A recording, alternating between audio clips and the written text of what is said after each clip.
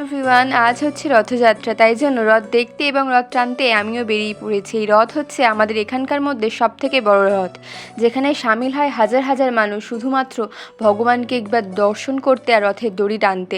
এই বছরের এই একটা দিনেরই অপেক্ষা করে এখানকার মানুষরা। তাই দেখতে পাচ্ছেন প্রত্যেকটা মানুষের মনে কত আনন্দ, আর তাদের জন্য জলের ব্যবস্থাও করা হয়। প্রত্যেকটা মানুষের মধ্যে যে আনন্দ সেটা বলার মতন না। সবাই খুব আনন্দ করছে, আর দেখতে দেখতে রথের দড়িও চলে এসছে।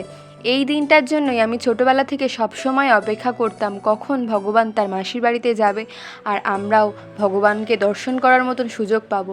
তাই আমিও একটুখানি রথের দড়ি টেনে নিলাম। আর এই যে দেখতে পাচ্ছেন কত মানুষ, হাজার হাজার মানুষ এসেছে শুধুমাত্র ভগবানকে একবার একটু দেখার জন্য। মানে মন প্রাণ সব কিছু জুড়িয়ে যায় ভগবানকে একটুখানি দেখলে।